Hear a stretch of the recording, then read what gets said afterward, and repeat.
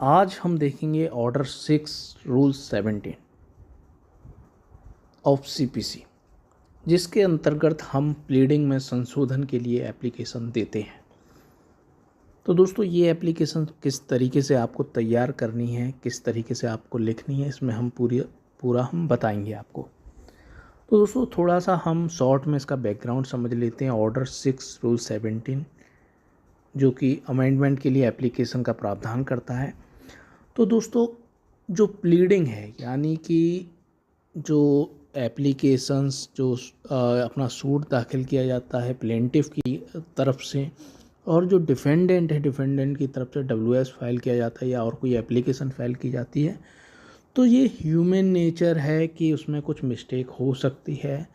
वो कुछ लिखना भूल सकता है, कुछ पॉइंट ज़रूरी हैं वो लिखना भूल सकता है और उसे बाद में ध्यान आता है।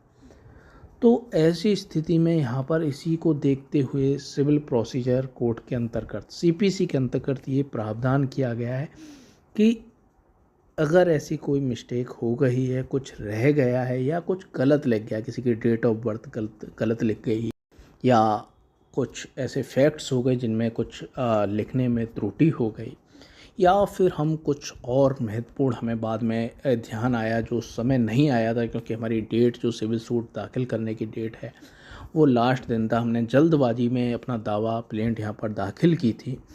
तो ऐसा होता है कि हमसे गलती हो जाती है और दाखिल करने के बाद आपको अगली डेट पे ध्यान आता है कि ये इम्पोर्टेंट चीज़ लिखने को रह गई, और ये अगर रह गई तो ये छूट जाएगी। और सीपीसी के अंतर्गत ये प्रावधान है, यदि आप एक दावे के अंतर्गत उससे जुड़े हुए जितने भी आप रेमेडी मांगना चाहते हैं वो मांग सकते हैं, अलग से आपको सूट लाने नहीं दिया जाएगा। तो दोस्तों, आपकी यहाँ पर जो प्रेयर है, वो रेमेडी है, वो कम हो सकती है। तो इसीलिए, क्योंकि जो प्लीडिंग है, जो प्लीडिंग का मेन उद्देश्य होता है यहाँ पर इशूज़ तय करना कि दोनों पार्टीज़ के बीच में क्या विवाद बिंदु हैं। तो विवाद बिंदु, इशूज़, जो डिस्प्यूट्स के पॉइंट्स हैं, उन्हें तय करने के लिए यहाँ पर प्लीडिंग बहुत स्पष्ट लिखी होनी चाहिए। और यदि उसमें कुछ रह गया है तो लास्ट में बहुत दिक्कत होगी। इतनी मेहनत से डेटें पड़ी और सब कुछ हुआ और बाद में जो रेमेडी चाहिए थी, जो जस्टिस चाहिए थी, वो नहीं हो पाया। तो इसीलिए ऑर्डर 6 रूल 17 का प्रावधान किया गया है और इसमें कहा गया है कि आप किसी भी स्टेज पर ये अमेंडमेंट की एप्लीकेशन दे सकते हैं, लेकिन इसका एक प्रोविज़ो है जो कहता है कि आप ट्रायल शुरू होने के बाद ये एप्लीकेशन नहीं दे सकते। और यहाँ पर कुछ ऐसी परिस्थिति है, यहाँ पर विथ ड्यू डिलीजेंस, आप यहाँ पर सम्यक तत्परता के बावजूद भी आप उसे नहीं उठा पाए, आप कोर्ट को सेटिस्फाई करते हैं कि मैं क्यों नहीं बता पाया कि ये मिस्टेक है, मैं ये पॉइंट पढ़ाना चाहता था, उस समय ये मेरे सामने नहीं आए थे, या मेरे सामने क्यों नहीं आ पाए थे, तो वो आपको सेटिस्फाई करना पड़ेगा, तभी आफ्टर ट्रायल आपकी इस एप्लीकेशन को लिया जाएगा।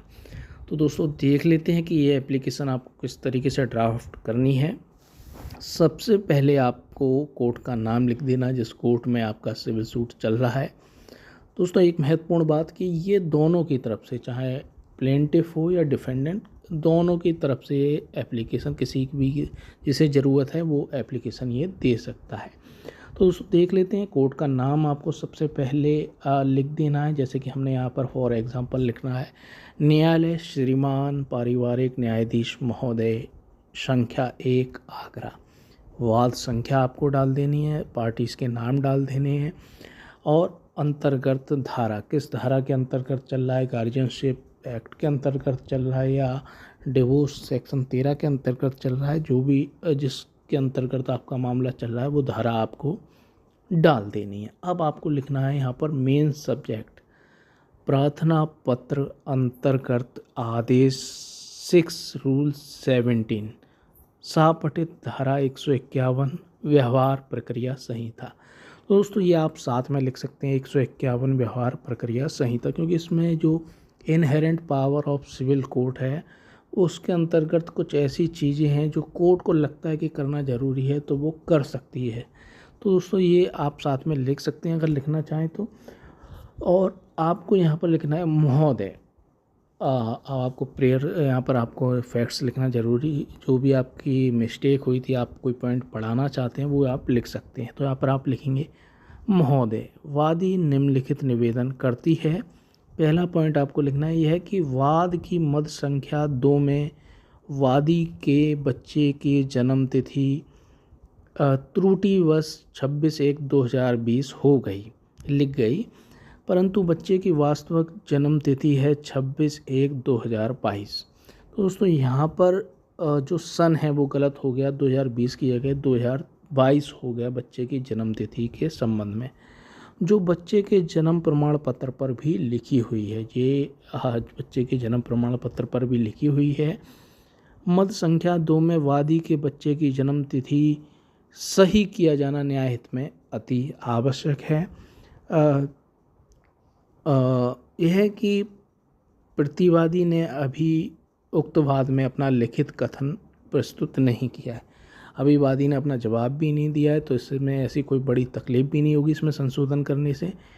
तीसरा पॉइंट लिए आप लिख सकते हैं यह है कि वाद में उक्त संशोधन का प्रतिवादी पर कोई इस गलत प्रभाव नहीं पड़ेगा, दुष्प्रभाव नहीं पड़ेगा।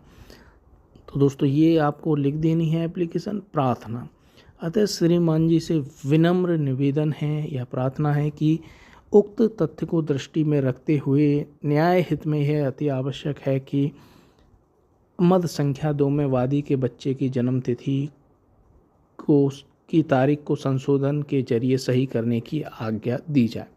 तो दोस्तों ये आप एप्लीकेशन एक बहुत ही सरल एप्लीकेशन आपको समझने के लिए बनाई है।